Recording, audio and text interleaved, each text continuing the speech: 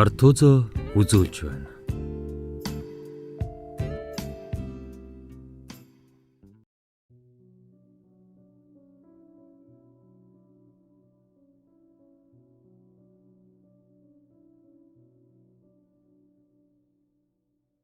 Миний аав тэнэг.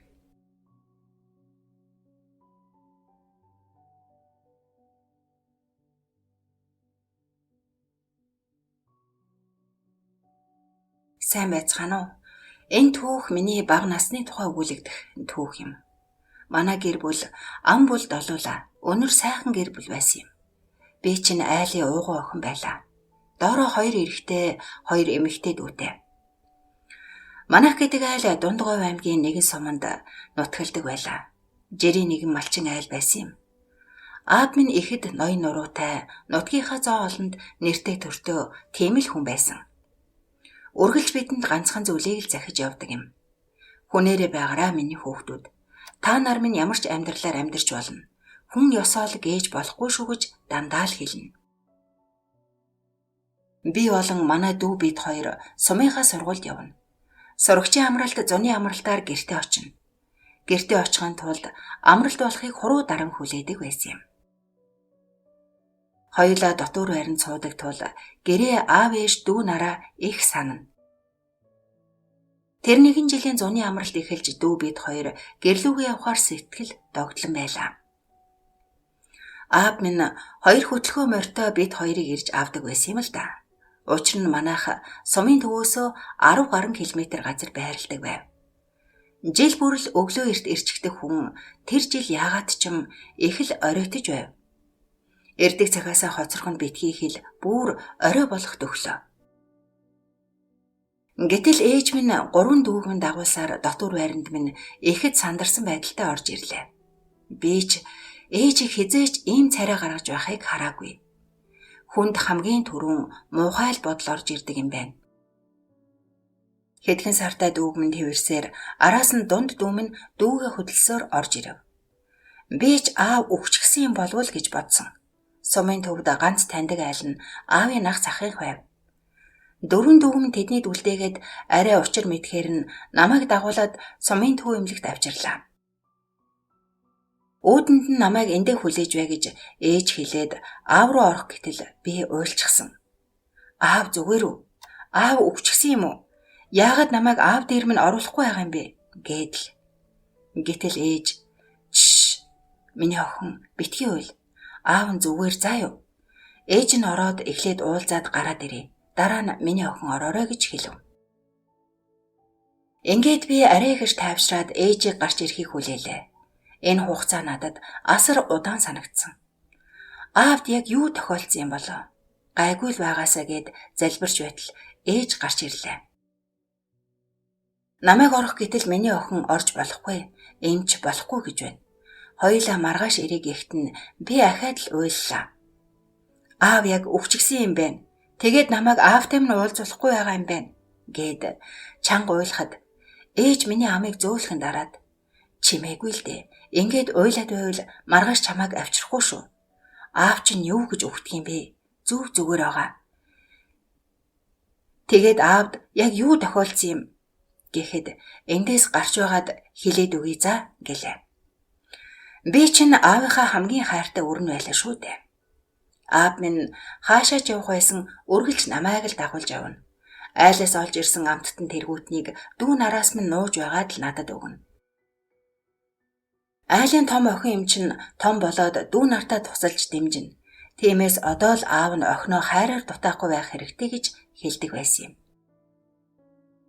Ээж миний гараас хөтлөөд сумын эмнэлгээс гарч удаан алхангаа. Өглөө үүрээр аав чинь 2 морио хөтлөөд та хоёрыг авахар сумын төв рүү явсан юм. Би ч араас нь цайны дээжээ өргөөд л 3 дүүтэй нь үлдлээ. Тэгээд үнээгээ саачгаад гэртээ орж ирээд сүүгээ хөөрүүлж байтал аавын чинь унаж явсан морь эмээлтэйгээ гэртээ хүрээд ирсэн. Ээж нь аавыг чинь морноосоо унаад чирэгдчихсэн юм байна гэж бодоод дунд дүүд нь 2 дүүгээ хараараа гэж хэлчгээд л уян дээр ирсэн аавынх нь морийг унаад аав руу чинь давхилаа. Гэтэл аав чинь хээр газар тэрийг хадаад хэвдчихсэн ухаангүй байсан. Ээж нь яах аргагүй л мориноосоо унжээдэй л гэж бодсон. Аав эгч нь өргөж мордуулах гэтэл дийлсэнгүй. Арга ядаад зогсож байтал саагалтын хүү явж таарад нөгөө хүүтэй дамжлан морин дээрээ арай гэж мордуулад нөгөө хүүг сумын төв рүү тусламж дуудуулахаар явуулж өөрөө аав эгч нь унгаачгүй гэж бүсээрээ аав эгч нь өөртөөгөө хүлчгээд гэртээ ирсэн. Буулгах учраа олохгүй байж байтал түргэн тусламжж ирлээ. Аав эгч нь гэрт нь оруулж хэвдүүлчгээд "За, аваад явъя.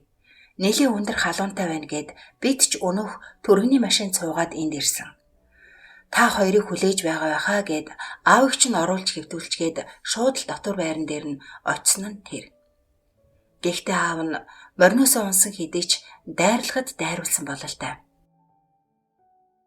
Би дайрлах гэдэг зүйлийг арай багтаа өвөө эмээгийн ярианаас сонсож байсан ч арай ч ингээд аавд минь тохиолдчихон чинээ огт сансангүй явлаа. Жаахан охин тийм зүйлийг сонсоод маш их айж байсан юм.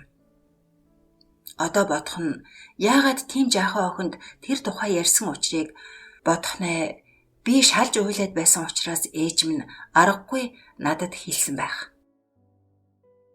Тэр өдрөөс хоошоо манайх гэдэг айлд үнэхээр хэцүү зүйлс ар араасаа тохиолдсон юм.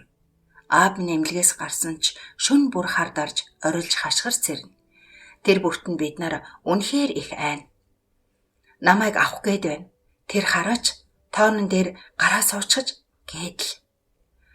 Хаяа зөв зүгээр хүн шиг байдаг ч ихэнхдээ яг л хүүхчиг үнэхээр танхимын аргагүй болж өөрчлөгдсөн. Ээж маань мэрэгэн түргэн лам хуурга бөө гэд бүгдд нь үзүүлсэн ч эндээс нүү бүр хол болж өгвөл хот хүрээ бараад л гэж хэлнэ. Ингээд угаас сургууль орох болж байсныг ч хэлэхүү. Манайх гэдэг айл ихэнх малаа зараад хэдхэн малаа ээжийн дүүд нь үлдээгээд нийслэл хүрээ рүү нүүсэн. Мэдээж хотод ирээд гэр хороололд нэг хашаа байшин аваад амьдралаа. Таних мэдэх нэг ч хүнгүй. Эхэндээ шинэ ангийнхантайгаа дасах их л хэцүү байсан. Дээрээс нь аав маань тийм болчихсон болохоор ааваасаа их ичнэ. Эцэг эхийн хурал болоход ээжийг очороо гэж гуйна. Аав заримдаа эрүүл саруул хүн шиг байдаг ч тэр үедээ хоёр дүү бид гурвын сургууль дээр очино гээд л зөрүүдлэнэ. Гэхдээ би хизээч очиулахгүйгээд ээжэд хэлнэ. Овоо ангийнхантайгаа дасаж найз нөхдөдөө ч болов. Гэртээ авчрахгүй бүр гэрээч зааж өгөхгүй гэж хэрэндээ хичээнэ. Гэтэл манай ангийн нэг хөвгүүнийх манай урд талын гудамд байдаг болж таарав. Тэгээд бүр ангийнханд ярьж байхыг нэг удаа сонссон юм. Манай арын гудамжинд нэг тэнэг ах байдаг юм. Тэр ахтай хаяа худаг болон дэлгүүрт таардаг. Харахад хөгшин хүн хэрнээ яг хүүхчиг. Намайг бүр таа гэж дууддаг гэд боддоо. Гэхдээ тэр ах их мөнгөтэй. Хаяа надад зайрмаг авч өгнө. Тэрнтэй тоглох бас гоё штэ гэж бахтал дүүрэн ярьж байлаа. Би ч тэр үед ааваасаа маш их ичв. Гэртээ ирээд аавд уурлана.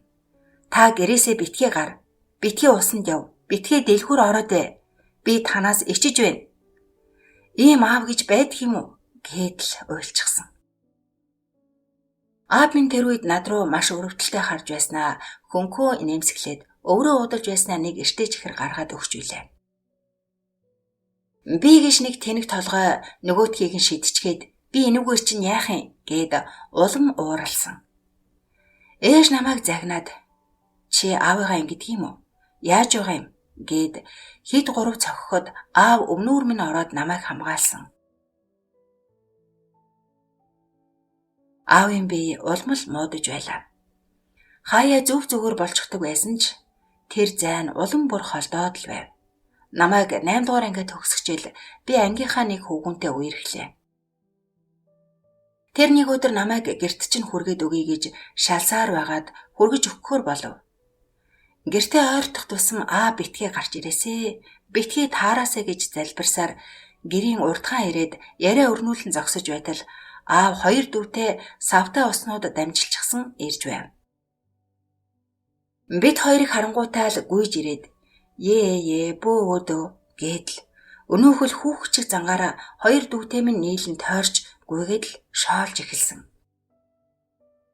Би ч нүүр улаагаад л шуудхан гэрлүүгээ гүйн орлоо. Удалгүй аав хоёр дүүтэй усаа аван орж ирэхдээ над руу инээж хараад л байхаар нь уурлаад та яагаад надад гай болж явдг юм бэ? Ээж, энэ аавыг яах гэж ийш тийш нь гаргадаг юм? Битгий гарга гэж хэлээ үздэй. Юу гэсэн үг юм бэ? Энэ хүн чинь ямар шоронд хоригдож байгаа хүн үү? Гэрээсээ гарлгүй яадаг юм? За сувдаа минь. Багхан шиг дарвалзаарэ гээд шүүр байр над руу дайрах гэтэл аав минь урдуур орж боловлсон юм. Тэр орой би унтаж байтал гинэт хүн хараадч байгаа юм шиг санагдаад. Сэрэд хартал аав миний орны хажуу суучихсан тухайг минь илээд л сууж байсан. Би ч орилоод босоод иртэл аав надаас зүгтаагаад ээжийн орны доогуур орчихсон. Ээж ч ахаад л намайг загинлаа. Ааваасаа айж орлоод байхдаа яадаг юм гээд л. Үүнээс яг 1 жилийн дараа би гэдэг хүн урлагийн үслэг давтна гэх нэрийдлэр ихэд оройтож ирсэн юм. Намайг ороод иртэл ээж яг гадуур хувцас өмсөж байлаа. Чи чинь хаашаа явждаг хүүхэд вэ? Аав чинь яасан гэв? Би ч гайхаж урлагийн үслэгээ давтаж байгаад л ирлээ шүү дээ. Аавыг яаж мэддэг юм? Юу гэсэн үг юм? Аав чинь чамайг тосно гэж хоёр дүүд чинь хэлээд гарсан байна штэ. Бараг 2 цагийн өмнө гарсан гин. Одоо болтол ирдэггүй. Би арга ядаад араас нь гарах гэж байна. Гэхэд гинтэл муу савн татаад л явчихлаа. Ээж болон манай нэг эрэгтэй дүү бид гурав аавыг шүнжин хайсан юм. Арга ядаад цагдаад мэдэгдлээ. Цагдаа нар бид гурыг гэртээ очиод байж вэ. Хүрээд ирж магадгүй гэж хэлээд биднийг явууллаа. Бид ч хаалга ширтэн суулаа. Ингээд өглөө болж шүнжин аавыгаа эрүүл сарвал ороод ирэх байхаа гэсэн итгэлтэй тэр шүнийг авсан ч гэлээ өглөө нь цагдаа нар манад ирж бидэнд хар мэдээ дуулгалаа. Хөөрхий аав минь өвлийн хүүтэнд охиноо ирэхгүй удахаар нь тосох гэж гараад сургуулийг минь мэдэхгүй учраа төөрч явсаар нэгэн балгас улсан байшингийн өмөрт суугаараа хөлдөж насварсан байхыг нь цагдаа нар олсон байсан. Аавыгаа алдсан тэр үе тэнгэр хөмөрөх шиг л болсон. Би яагаад аавдаа тэгж муухай ханддаг байсан юм бол? Өхөн үхтлээ охиноо гэж л явсан аав минь байхад яагаад тэр хүртэл ааваасаа ичдэг байсан юм болоо? Аавыг минь бурхан болоод оршоохт нь манай тэр хавийн айл бүгд л харуусаж байлаа. Аав минь надад л муу нэртэй байсан ч ойр хавьдаа маш их нэр хүндтэй байсныг би тэр үед л ойлгосон юм. Хүүхдүүдэд үргэлж тусалж, уснаас нь авалцаж, зайрмаг амттан дандаа авч өгч хамт тоглодог байж. Хөгшчүүдд ч мөн тусалж түлээн үүсийг нь дөхүүлэх хар бор ажлыг нь нугалцдаг байж. Би л аавгаа ингэж явхаар өгчгээсэй гэж боддог байхад аав минь үргэлж охиноо гэдэг байж. Хүмүүст туслаад амттан бас задгай мөнгө өгвөл үргэлж цүнхний минь халаасанд хийж орхидог байсныг би аавыгаа бурхан болсны дараа л мэдсэн. Ээжийг л үргэлж хийдэг байсан гэж боддог байсан ч аавыг минь өнгөрснөөс хойш дахин миний цүнхэнд нэг ч амттан, нэг ч задгай мөнгө харагдаагүй юм. Тэр зөвхөн аав бид хоёрын л мэдэх нууц байж. Аава, үнэхээр охиныгоо уучлаарай. Охин нь одоо эмээ болчихсон үр ачнаараа тойруулаад сууж байна. Дүү нар маань мөн адил эмээ өвөө болцохоосоо. Таныхаа төлөө юу ч хийж чадалгүй явуулсандаа охин нь үргэлж харамсаж явдаг. Аава, үнэхээр их уучлаарай. Та минь энэ дэлхийн хамгийн мундаг аав байсан шүү. Хайртай шүү аава.